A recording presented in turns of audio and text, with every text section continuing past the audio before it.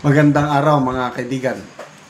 Bigyan natin ng reaksyon, opinion itong post ng Ang Balita Ngayon. Pahayag ito ni Atty. Roy Naguanzon.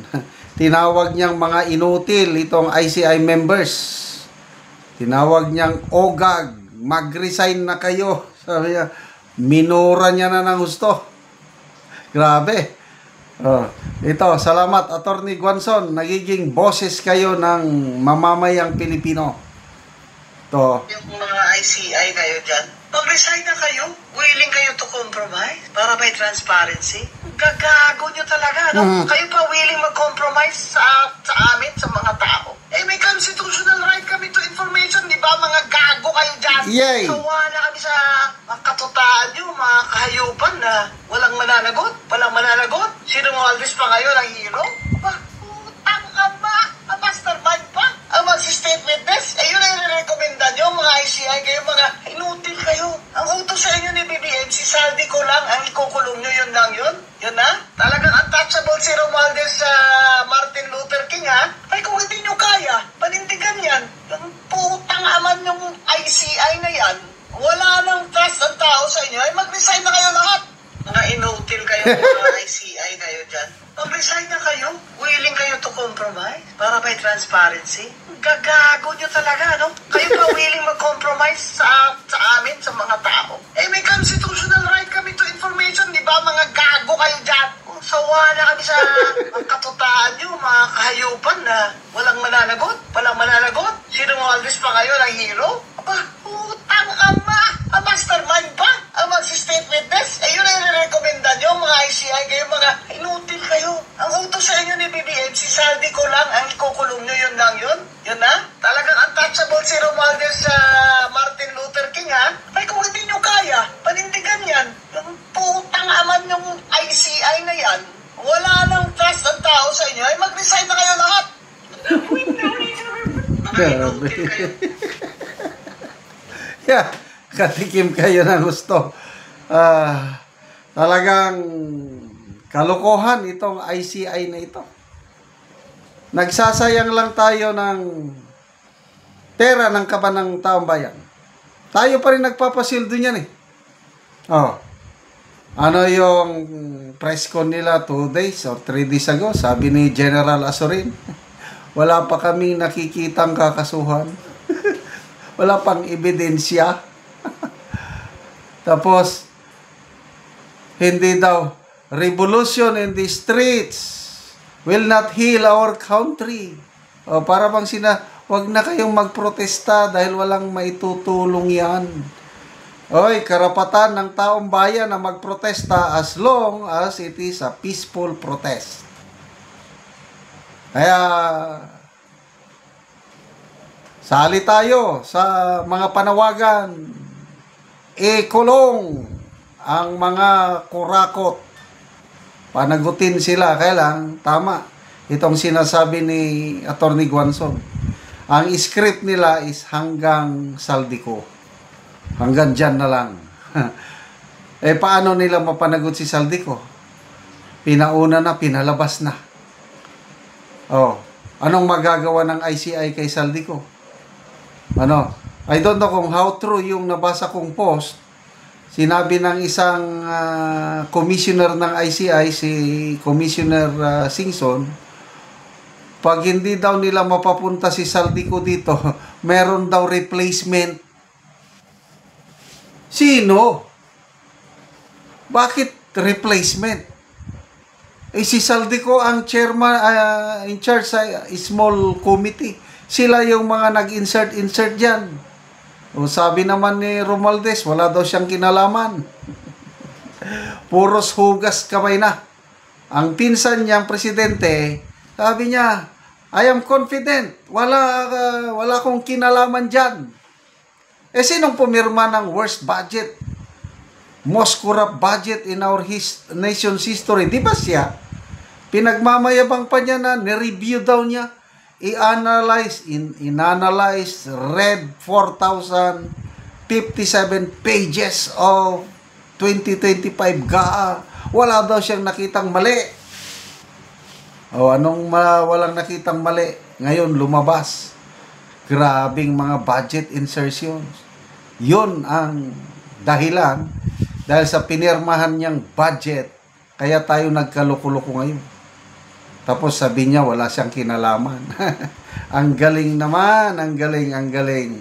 Ganon din ang pinsan niya. Wala daw siyang kinalaman sa mga insertion dahil hindi siya member sa small committee. Sino bang House Speaker? Sinong nag-designate kay Saldico? Di ba siya? Ngayon, wala na.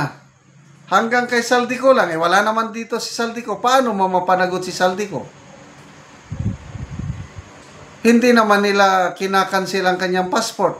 Hindi naman nila prinipris ang kanyang mga bank accounts. Libre lang si Saldico. Kasi, yun na nga. Yun ang plano. Stick to the plan. Kaya, nakikita ko na ang ICI findings, conclusion. Ligtas nga si Speaker Martin Romualdez. I don't know how true yung plano nga gagawin siyang state witness. Wow naman! Only in the Philippines. State witness. Mga diskaya. Wala na. Ayaw nang makipagtulungan sa ICI. May magagawa ba ang ICI? Wala. Dahil wala naman silang contempt powers. So, nakakaano?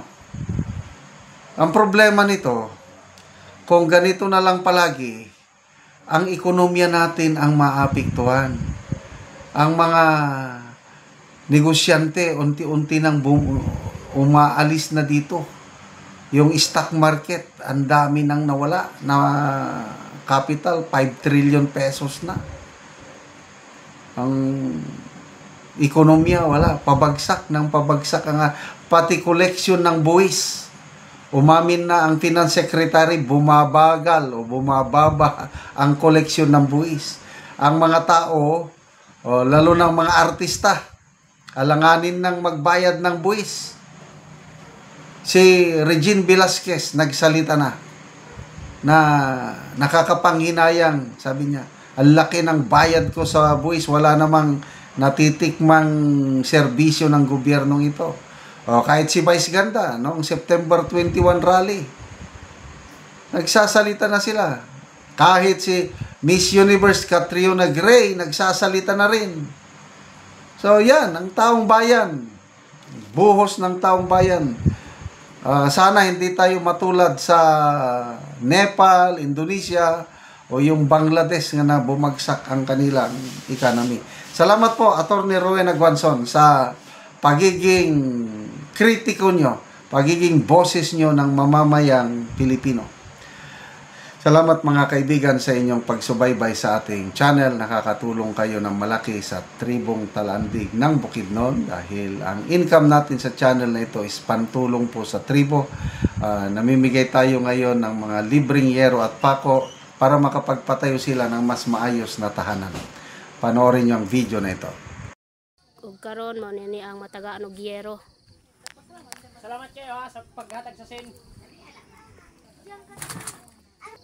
So muna ni ang atop nga nata na gyud kung maulan, so maulanan na gyud siya.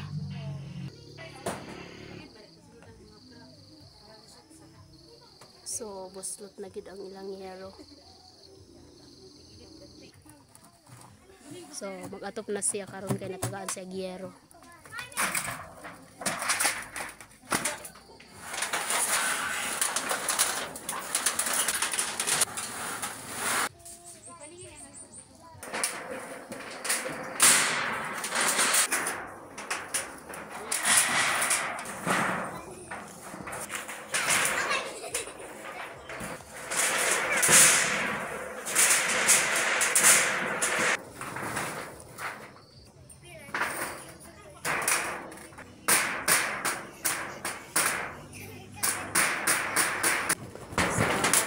Nagyud og atop og napulihan na ang ilang yero.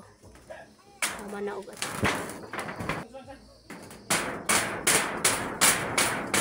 So nindot kayo kay napulihan na ang gatuluan.